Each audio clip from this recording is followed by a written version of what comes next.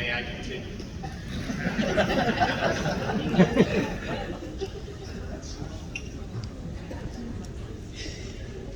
I was always inspired by the military and wanted to join the military. And therefore, I'm very excited to introduce our next speaker. Young Marines Deputy Director, Chief of Staff, Mr. Wilson Lee.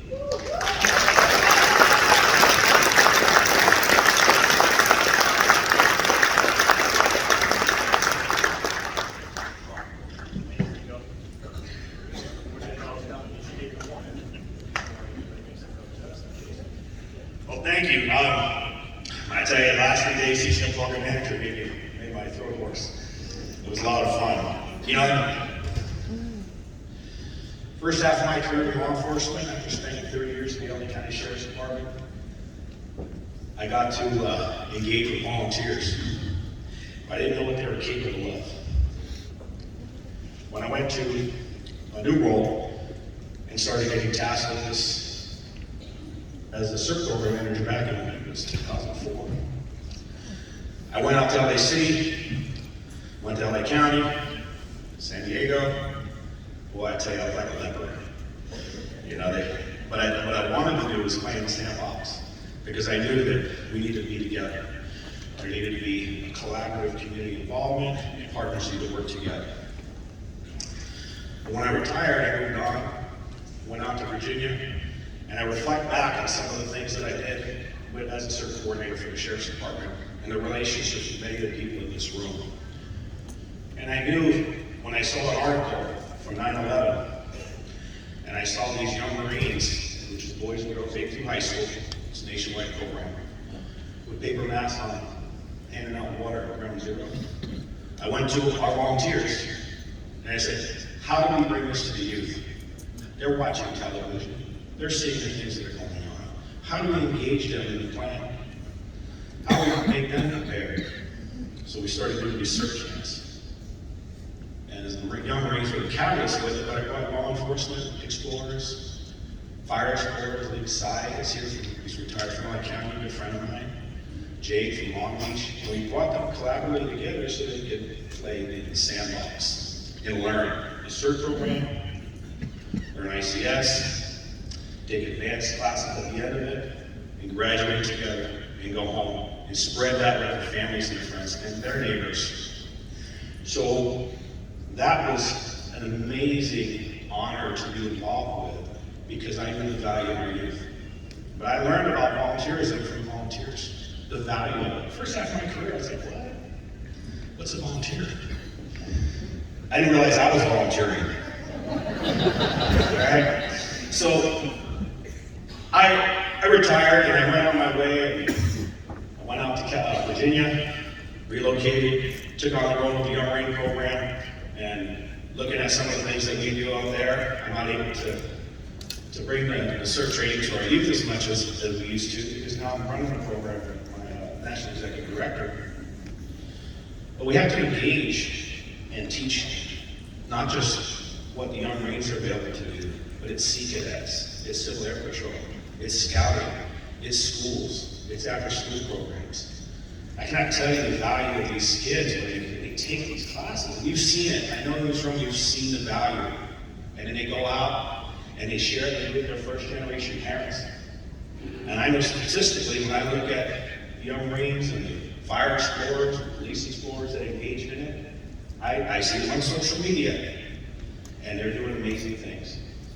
They're doctors, they're nurses, they're firefighters, they're paramedics.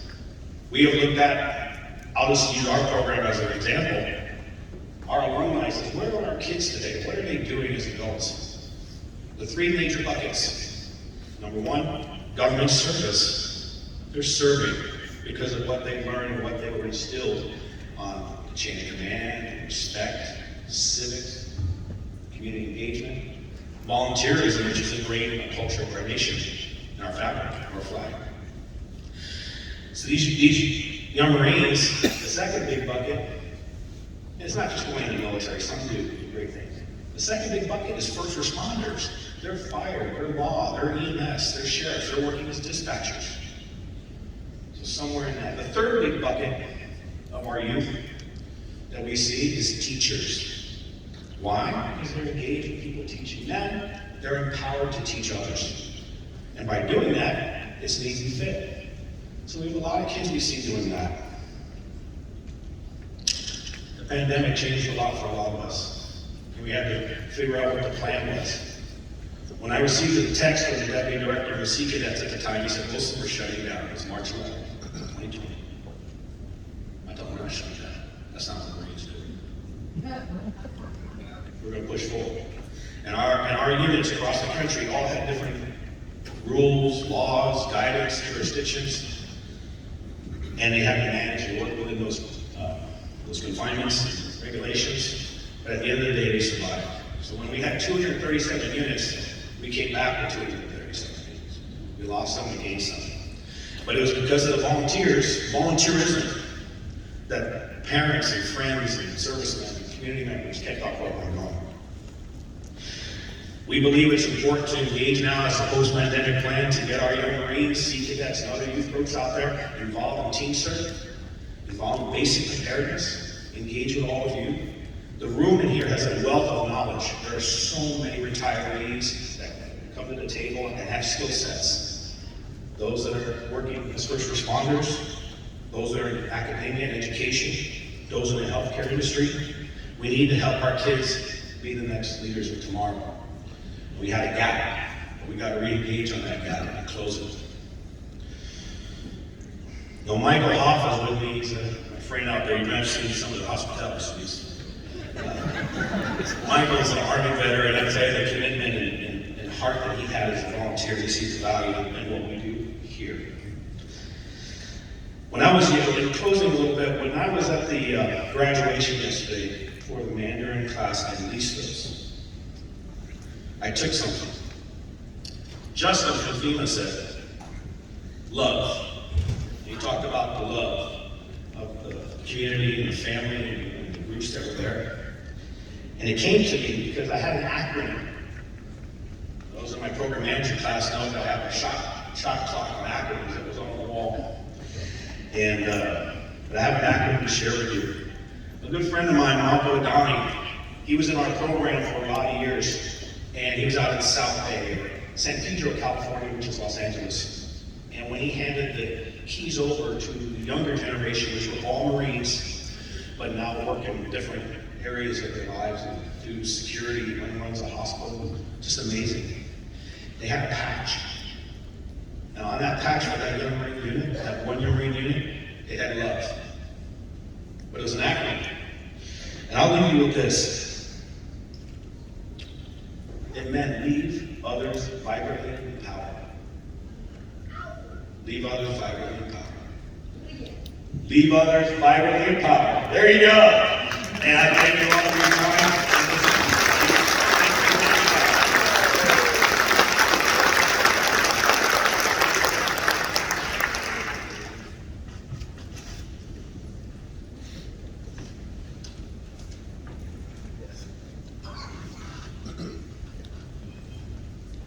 I gotta admit, first off, sir, thank you. Sorry about the warning. The next presenter, Ellen and I thought about who was going to introduce. When we talk about impact and requirement, I'm required access to functional needs officer for LAC. However, this gentleman in my first class made a tremendous impact on me to facilitate for the needs of others and doing what's right all of the time and making sure everyone is accounted for. I would like to introduce Cal OES Access to Functional Needs Chief, Vance Taylor.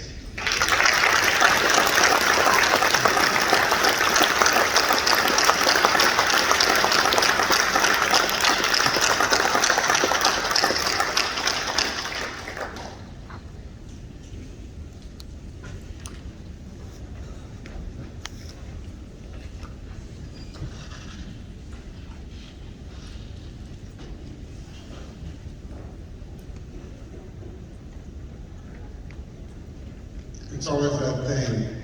Get close to the edge, but not too close to the edge. I see Bob Fenton from FEMA right in front of me.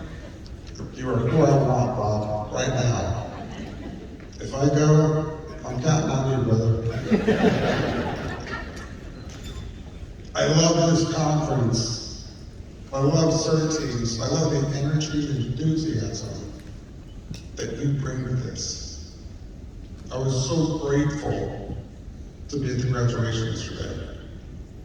I'm grateful to be here with you this morning. And gratitude is important. I wanted to teach my girls about being grateful. And I heard this really cool story that Jim and John Harbaugh shared. And they're famous football coaches, they're brothers. And they said, when we grew up, our dad would turn to us at random times and he'd ask, boys, who's got it better than we do? And no matter what was happening in our lives, we had to respond, nobody. And he said, it taught us a lot about being grateful no matter what your circumstance was. So I thought, well, this is great, I want to do this in my family. I gathered my girls and I sat on the couch. I said, girls, I'm going to ask you, girls, who's got it better than we do? And you weren't going to respond. Nobody. Get it? Got it? Good. So I said, 1, 2, 3. Girls, who's got it better than we do? And at the same time, with enthusiasm, they yelled, everybody. So, not quite like that, I have a picture in my mind. So it kind of threw me off my game. I'm hoping maybe you can help me get my mojo back. You willing to help me out? Yeah. All right, look. I'm going to ask the question. So who's got it better than we do? Your response should be nobody. 1, 2, 3. Sir, who's got it better than we do? Nobody! There it is, I'm back, baby.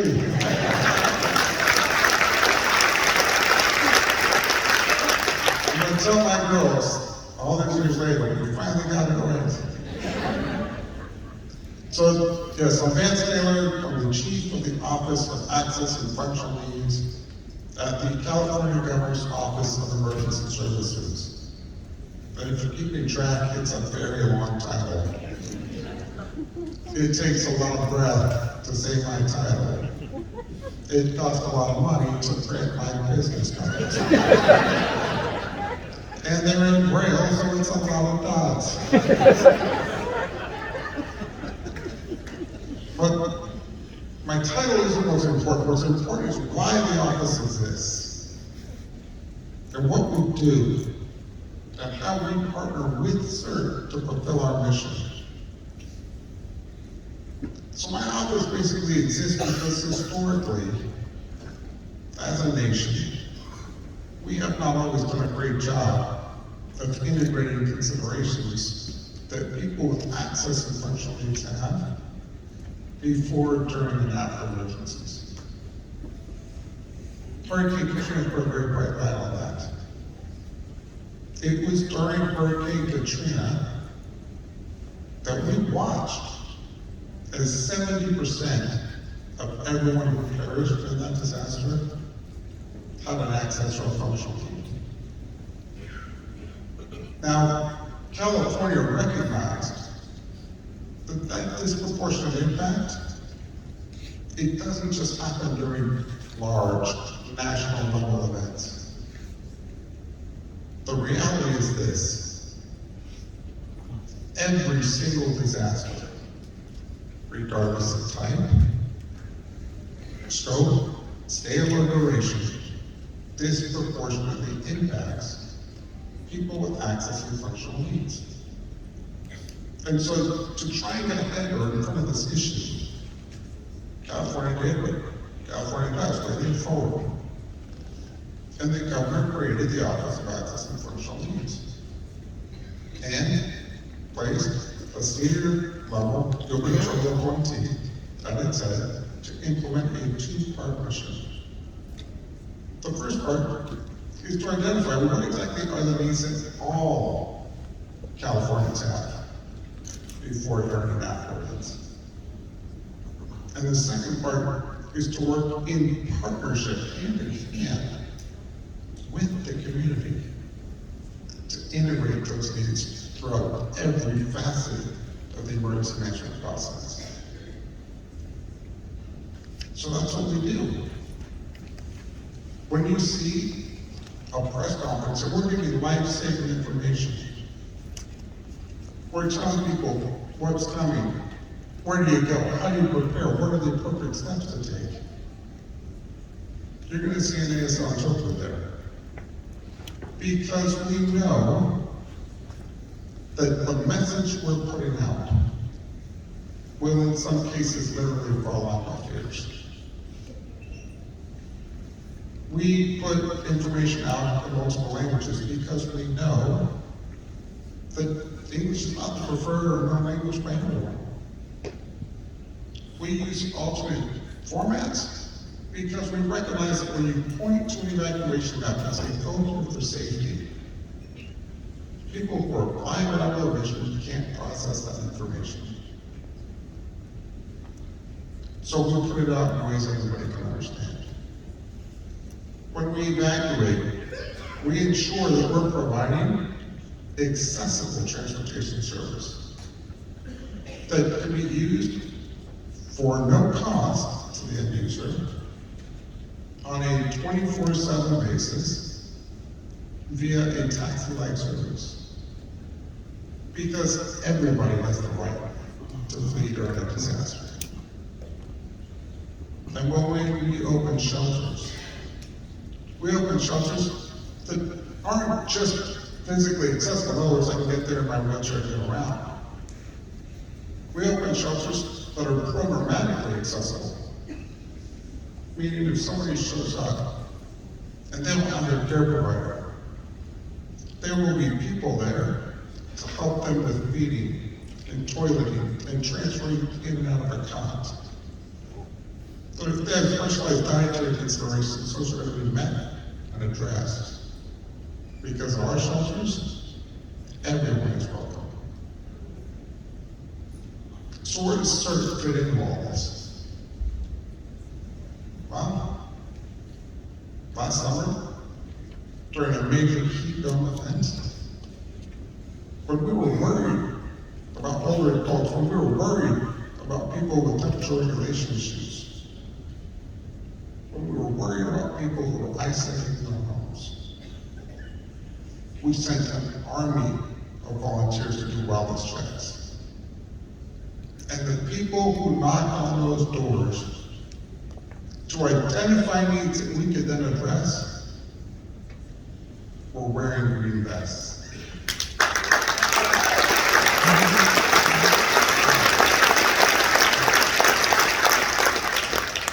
During the pandemic, when people were on lockdown, when so many individuals who are high risk for negative outcomes associated with COVID were at home, sometimes so scared to catch COVID that they wouldn't even let their care providers in the house because they lacked the PPE necessary to keep themselves safe.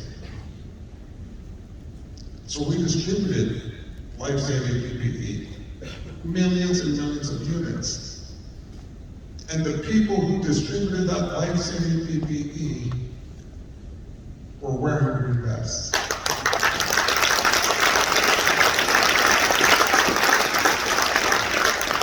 And when wildfires forced tens and tens of thousands of Californians out of their homes, when it burned down the homes that people lived in, when they showed up at shelters, seeking safety and refuge, on the worst day of their lives, they were welcomed and greeted by kind, caring, compassionate people, all wearing green vests. That is how CERT helps us fulfill our mission. When I was 7 years old, I was diagnosed with muscular dystrophy. At that point in my life, I could run, jump, skip, and play like an adult 7-year-old. Maybe even better, because I was pretty young. But after my diagnosis, instead of growing stronger, my body grew weaker. And walking became very difficult for me. And I tripped, and I fell, and I hit the cold, hard floor many, many times. And by the time I was in junior high, I had fallen so much that I had stitches on my eyebrow, on my chin, twice on my upper lip, 4 times on my bottom lip. Basically, I was putting my doctor's kids through school. And my routine at night was that my mother would stand me up out of my wheelchair, and she'd get in front of me and face me, and she'd grab my hands in hers and support me. And together, we would walk down the hall, through the bedroom doorway, and into my bed. Well, one night in 8th grade, she stood me up, facing me, grabbed my hands. We made our way down the hall, and we got to the bedroom door frame. And there in my doorway, I stopped. And I just couldn't go anymore. And in that moment, I had clarity. I don't know how I knew, but in that moment, I knew I had just taken my last step. That I would never walk again. And my mom didn't know what was happening. So she's like, come on, we gotta go to bed. Until she saw my eyes. And when she saw the tears in my eyes, she understood. But not wanting to accept the reality of that situation, she started encouraging, just one more step, Jack, just one more step. My older sister overheard. She came out of her room, saw my tears, saw my mom's tears, and knew what was going on. And began to plead. Just take one more step, Vance. So mustering all the strength I had, I lunged forward, and my legs buckled, and I started to fall. And knowing how painful it would be when I hit the floor, I closed my eyes and waited to feel the impact. Something amazing happened. Instead of feeling myself hit the floor, I felt my mother and sister's arms wrap around me. They lifted me up, carried me through the door frame into the room, and laid me in bed.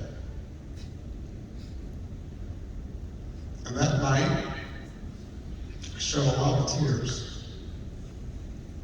Sad about the situation. But at the peak of that sadness, I was given another moment of clarity.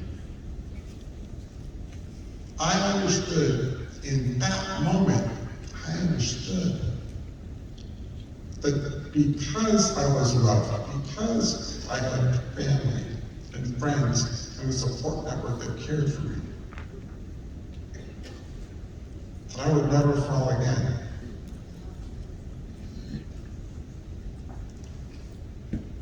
I share that story with you because the reality is this: when disasters strike and people with access and functional needs stare danger in the face and feel like they're gonna fall, the people who show up to wrap their arms around them and lift them to safety will show up wearing green vests. And it is a difficult mission.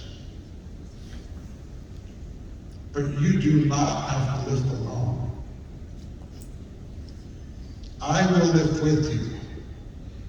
LLES will lift with you. FEMA will lift with you, and together, the communities we serve will ascend. Thank you.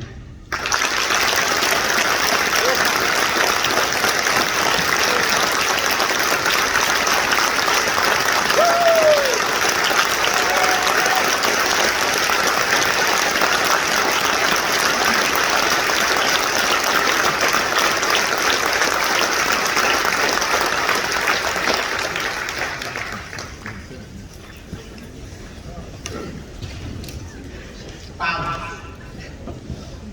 Power of the National C.E.R.T Association. When they started this organization, I really didn't know what to think.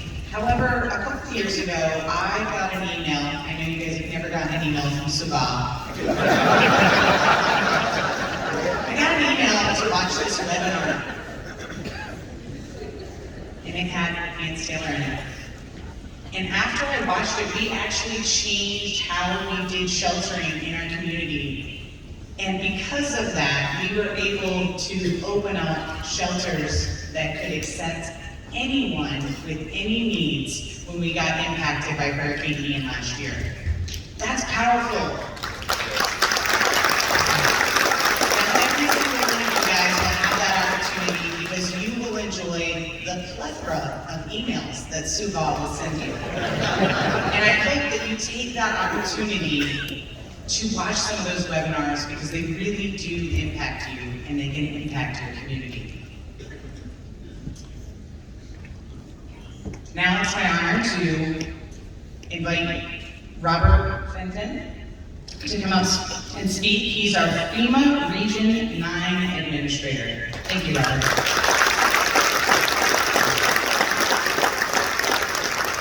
Really appreciate it. I've known Vance for a long time, and when I saw my name below his, I was like, oh, what an action. I will say this, though. If it is close here, if I do fall, you may want to run for me. But let me start with a quick story. So I've been with FEMA for 26 years, served in DC, and now here as the regional administrator, and got to serve a lot of different administrations. And so I'll tell my kid's story, Vance. One of the times I was in Virginia and Arlington, living there, and I wanted to have my kid's birthday party, so I figured I'd reach out to the fire chief, who's a good friend of mine. At the time, I ran the CERT program in FEMA. Had good connections, had my birthday at a firehouse, what every kid wants, right? And so my kids are in there with 15 or 20 of their own classmates. He's in kindergarten, a bunch of helicopter parents are around. And the fire chief walks in, and he goes to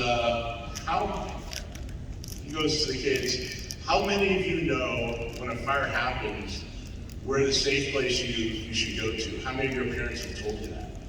And of course, no kid, including my own, raises his hand. So here I am, the head of operations for FEMA. My kid doesn't know where to go. He hasn't been prepared, he hasn't been trained. But it was a good discussion. And from there, the fire chief gave every kid homework. As soon as you get home, your parent is to grab you and show you exactly where to go. And I think, that's a lot about what we're here to do, right? To build relationships, to meet ahead of time, to prepare ourselves, to prepare our communities. And so I'm honored to be here as the Region 9 Regional Administrator to welcome you to the Bay Area. Also, we've been really busy this year for those that are here in California, not only atmospheric rivers, one after another, but we've had 10 federal declarations in my region. It's about a third of the national declarations. And it is going to soon be fire season, so we got to prepare for that. And it's always earthquake season, so yes, knock on that wood. We never know when the next one will hit, not if, but when. So as many of you know, CERT started here in 1985 and was first set up in Los Angeles, and then as was talked about, came here to San Francisco and became the NERD program. Me and my family have participated in the NERD program here, and many a times I've gone to the Marina Greens to participate in the exercises with you and go to the Marina Middle School and actually participate in some of the exercises. So Chief, if you need kids that can do cribbing, my kids can do it. They have home practice for a Jenga set and they crib the house. In fact, they're so good. From the CERT training, they figured out what a go kick was, and every year as we go into Preparedness Month, I would soon find out that all my water, food, power bars were all wrappers because they figured out pretty quickly how to get into those training that you guys can find. So appreciating. Let me just say, I admire the people who become CERT members. I really do. They volunteer to be the initial contact for neighbors in need of emergencies and help plan and organize events like the ones my family and I attend to help those that are neighbors prepare for disasters. During disasters, CERT volunteers often provide invaluable offering familiarity and understanding of community resources and needs that we in FEMA can't match. CERT has created space and interest for other community preparedness programs that have followed over the decades. A few years ago, FEMA created the Organizations Preparing for Emergency Needs called OPEN training. OPEN is a training program for organizations or agencies looking to get started in developing emergency operation plans and to create a culture of preparedness. The training is also great for individuals and families as it addresses preparedness actions that anyone can take. OPEN includes both web-based and self-guided training and downloadable instructor kits, and will guide participants on how to identify risks, locate resources, and take preparedness actions. In Region 9, we have recent successes delivering this training in small businesses and community-based organizations. It's essential that community-based organizations, such as food pantries, daycare facilities, and other nonprofits, so that we can sustain during disasters and continue to serve the individuals and families we rely on. OPEN is designed to empower these organizations to better prepare for incidents and keep communities going even during emergencies. In August, the nation, as I was discussing, will mark Disaster Resilience Month, and we will highlight mitigation or disaster risk reduction projects that make people, communities, and our environment and infrastructure less vulnerable to disaster impacts. National Preparedness Month is held each September. This year's focuses on adult and rural preparedness. Please join us in promoting and supporting these campaigns to make communities more resilient. As I close, I want to thank all the CERT members in your direct leadership and service to our communities. Thank you for your commitment to lead and serve more effectively. Please continue to learn from each other and form and strengthen relationships that will benefit your work.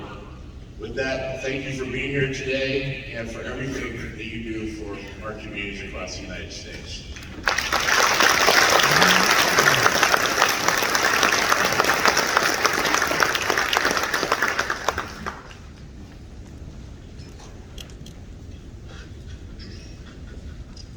If you probably can't tell, I love being in uncomfortable situations. But it's harder when you're in intimidating situations, where there's people around you such that are those individuals that you not only would aspire to be around, but to learn from and be acknowledged by. I'd love to introduce our first keynote speaker, FEMA Associate Director, Ms. Bailey.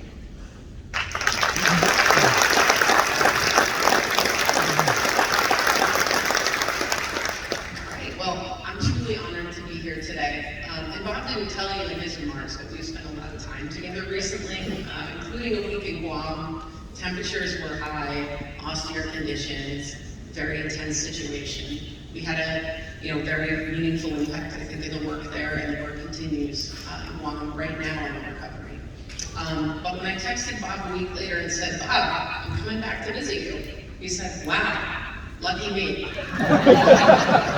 No punctuation, no nothing. So my guess is that was sarcastic. And I just wanted to say to Bob, thank you for your extraordinary leadership, and I hope to spend much more time with you over many incidents going forward. But I do want to say to everybody, thank you for being here. I know I'm allowed to talk, or should I step back? Okay, all right. First, Suba Tai, I want to give you a shout out. I don't know where you are in the room.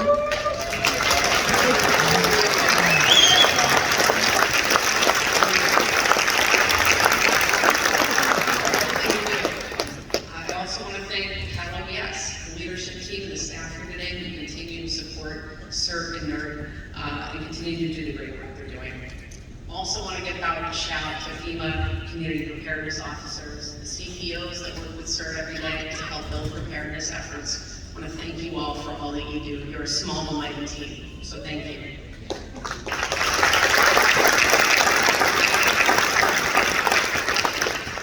Mayor Browning, thank you. Thank you all the fire chiefs and all the leaders that are in this room today.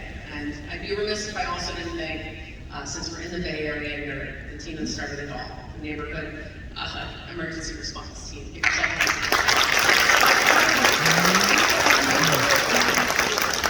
So I think we've heard it, and one of the stories I heard today from the chief in San Diego, I think, said it best. You build trust in communities because you're part of those communities. You live in those communities, you know the strengths and weaknesses of those communities, you know where the most vulnerable are. You know where to find them, you know how to help them. That is so powerful. You build trust in the communities that then sets the stage for everything else we do. And when you think about what the chief said from San Diego, there was a schism in that trust, right? There was a little fracture in the community that didn't trust the fire service. And what happened, CERT came in to bridge that gap, right? That is foundational in the work we do. We can't do our work successfully at FEMA, at the state level, at the local level, without the community and without CERT as the basis and the foundation of that trust that is critical. And I say it because it's not only about what we do to help communities and what particularly you do to help neighbors and help the most vulnerable communities, but that has implications for us for resiliency as a nation, right? Those cracks that you help to heal are the same cracks that those who want to divide us want to exploit and make larger. Quick story from the Ohio training room at East Palestine. We helped with incident management there, with the EPA, state and local leaders to help in that response effort. And over a few weeks, we noticed, we said, what's happening on the ground and what we're hearing from residents there doesn't exactly line up with what we're seeing in social media. And it wasn't until maybe a month or two later, open source media, we saw the reporting that Russian state actors were actually using Twitter to exploit the divides that existed in the community and some of the distrust that had built up there. Not to say there wasn't distrust, there was, but that work to divide us is so important when it comes to nation-state risk for our country. And the work you do to bridge that gap is so powerful in bringing us together in unified effort to help our communities become more resilient and bounce back after disaster. So I want to thank you all for all the work you do from a nation's perspective, from a community's perspective, and what that means for our country as a whole.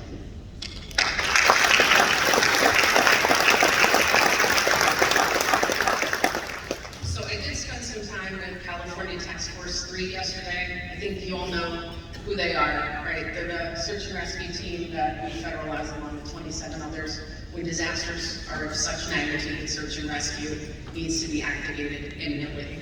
And I told them I was speaking here today, and I said, what do you think about CERT? What does CERT mean to you?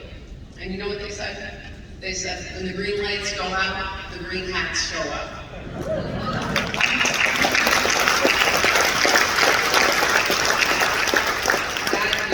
Amazing, it's so true. And what they said to clarify is, it could be a very small power outage where you're out there directing traffic. It could be a catastrophic incident where you're part of that fabric of that response effort to globally help that community come back from that. So I think it's important to say, and truly, from the bottom of my heart, thank you. I see you as part of the FEMA team. I see you as one of the most critical parts of the FEMA team, because without you, we don't have the trust, and we don't have the capability to do the work we need to do to bring communities back after disaster. You are part of this response recovery team. So with that, I did want to talk a little bit about some of our strategic priorities and where I see CERT in them. We have 3 as part of our strategic plan. The first one is around instilling equity in everything you do. That's something you all do every day. It's looking to the most vulnerable in your community and ensuring they have what they need.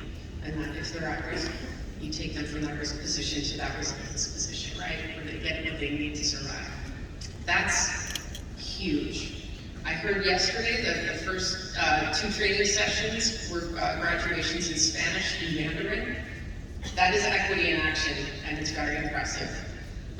We're also working on how do we take what you know in your role in the community and the communities you serve to make our programs come to folks who need them, as opposed to forcing folks to come to us and speak our language and know how to navigate our system, right? We want to flip that. We've done some of that work already. Since August 2021, we have changed our policies in the individual assistance program. Things like expanding the types of documentation that are required to reflect occupancy or ownership to access cash assistance. Many other changes we've made, but together, we've reached 250,000 survivors since August 2021 and provided $750 million in assistance to them that they would have otherwise not received. And that's powerful, because that's community-led, and it's community-led through CERT as well, and the experiences you have that you bring to local, state, federal emergency managers. We want to be a continuously improving organization so we can meet people where they are, right? Lifting up and moving our program and not adjusting it in different communities just doesn't work, right? It doesn't work because there's different needs where you go, and you are a critical piece of all that. The second is looking at the whole community in relation to climate resilience. So we know there's existential threats out there right now. And Biden administration's bipartisan infrastructure law that was just passed provides almost $7 billion to focus on community resiliency in communities that have the most risk and have some of the most vulnerabilities, most vulnerable circumstances. That is big. That is something that we'll be asking for your participation in, and we'll be continuing to work with you to help expound on the risks that exist in communities and help be that feedback loop with us on where we should be focusing and how we should be focusing those efforts. Now, I think you all know, because you live it every day, disaster season isn't a season anymore, it's all the time. So I'm gonna ask you all, who's responded this year to a disaster in the room? If you have to clap or yell.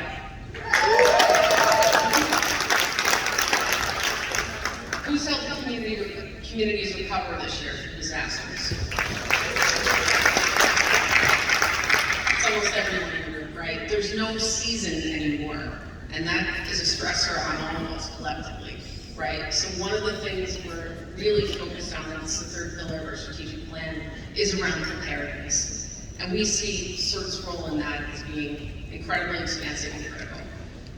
One thing Bob actually mentioned is around the September preparedness campaign for older Americans. It's great, Bob, you mentioned that, because we want to work with you to amplify that message, to make sure we're meeting the most vulnerable in those communities so that we can meet their needs should disaster strike. We'll be working with you throughout the next several months on some of those initiatives. We also know heat is a big risk, right? We talked about the heat dome a little bit. We've started a Summer Ready Heat campaign, which is part of our Ready campaign overall. That's really looking at what are your risks in extreme heat, and then how do you prepare against them? Really looking at that individual preparedness model to help build resilience around communities that maybe don't have some of the resources that others do. These are big things. These are big challenges that face us all, but I think together we've shown we can do it. We will continue to do it, even in the face of growing, more frequent, more extreme weather events. This is the team, this is the fight. I consider us all one team, and consider us critical to each other's success. With that, I know that last year in Galveston, Texas, I believe Administrator Criswell recognized some CERT members. So we're going to do that again. So with that, I'm going to start calling folks up, and then we'll talk a little bit about them and provide some certificates. So first, I'd like to ask Aaron Dean to join me on the stage. Oh, whoa! All right. We thought it was very important to show response recovery and resilience on the same stage, because the work CERT does in preparedness and response recovery is huge for what we do as an organization and what we do to serve the nation. So first up is Dee Lerman, CERT volunteer with Milton Township for CERT leadership in Illinois.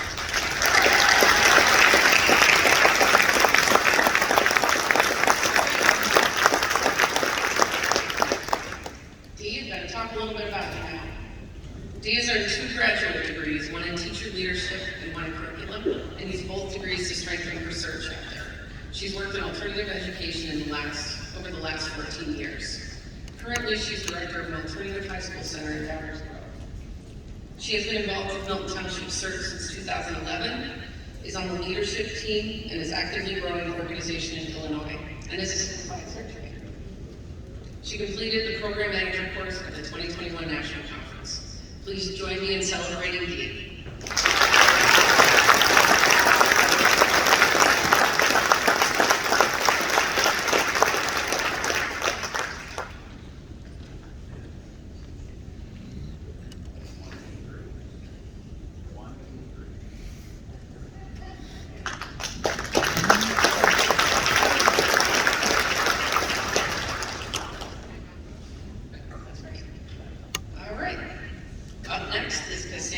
Senior Emergency Management Specialist in Texas.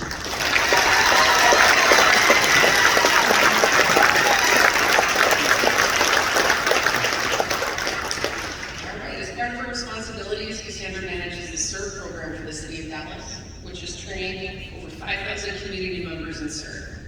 Cassandra supervised CERT activity for Hurricane Harvey, recovery efforts, which was no small undertaking. In 2022, Cassandra volunteered her time and expertise to help the National C.E.R.T Association create the National C.E.R.T Master Instructor course. And this year, Cassandra is blending her talents to help develop a national pathway. Awesome. As I understand, the Dallas C.E.R.T program is one of the most active in the country, and it is thanks to Cassandra's ability and passion to coordinate and leverage CERT and other partners to prepare the community. Thank you, Cassandra.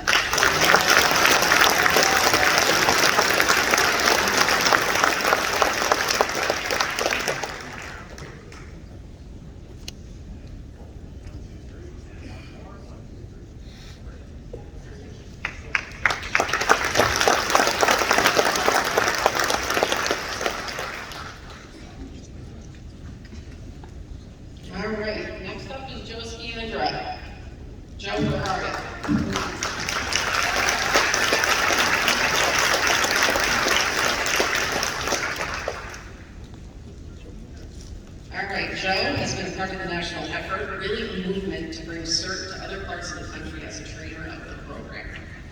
He believes in the content, and he believes in that community can and does build resilience in extraordinary ways. His entire family is involved with CERT because he cares about this program so much. As a leader within the organization, he will help you be a better instructor because he is so passionate about the role of CERT. Passion is one of those qualities that we don't highlight enough. It fuels us, it pushes us beyond our limits, and it keeps us in the work to help people.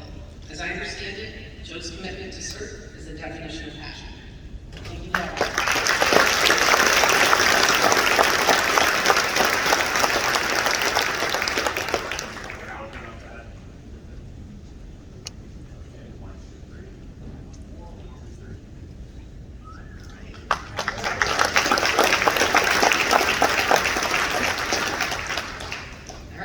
Since we're in the Golden State, the last two CERT leaders are from right here in California. Karina Martinez, CERT volunteer from National C.E.R.T.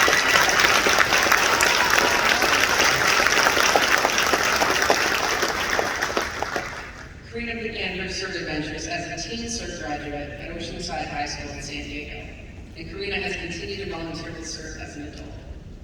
Escondido has a large Latino and Spanish-speaking population, so Karina is leading outreach efforts to engage people in ways that meet them where they are. She's delivering accessible and culturally responsive information to help them get prepared. Additionally, I'm told that Karina is the first person to volunteer when there's a need. In addition to her 8 years in CERT service for the community, Karina has also volunteered at the neighborhood health care's food pantry and several other organizational events, which all help us address the needs of people in our community and help them become a little more disaster resilient. Congratulations.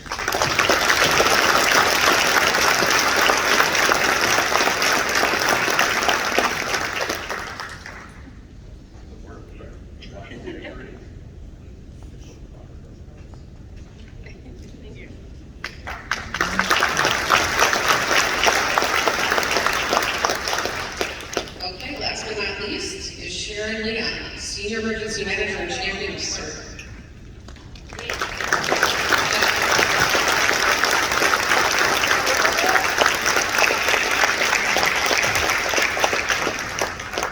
Sharon currently works for Cal OES as a retired annuitant. Her belief in the CERT program and state level work throughout her career has allowed CERT to grow to over 500 CERT programs in California.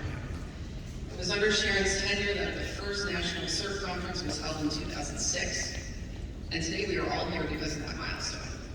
Sharon has been an advocate for others to consider, invest in, and support CERT because of the extraordinary impact CERT teams have on our communities. We all need someone to champion us, and Sharon's been that person for CERT.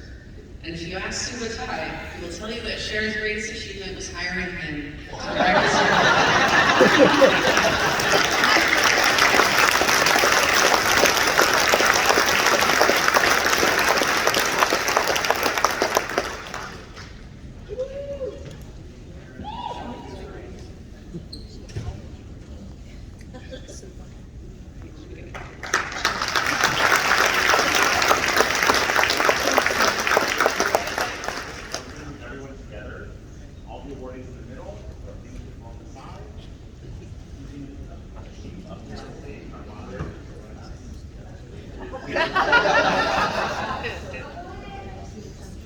Get close, get close. You want Bob up here?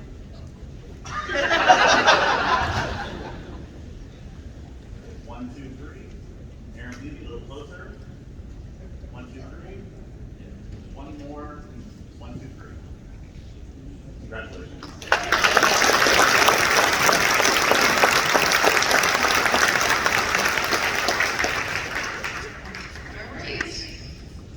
When we think about our work about helping people before, during, and after disaster, it's a partnership that leads to transformational outcomes. We talked about that a little bit today, and I think all our speakers really expounded upon that.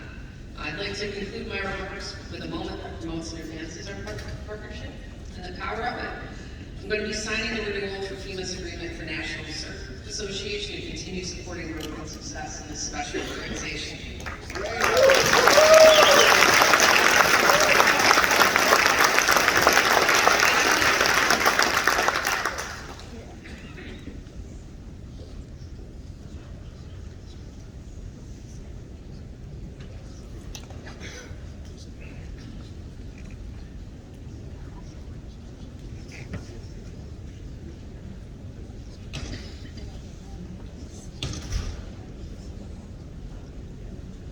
Faith? Are you?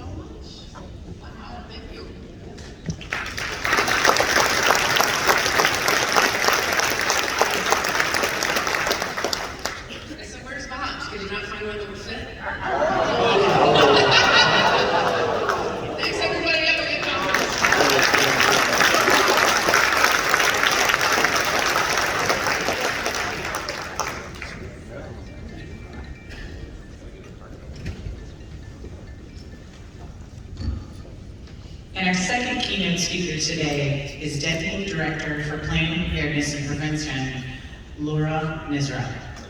I do have one question for you as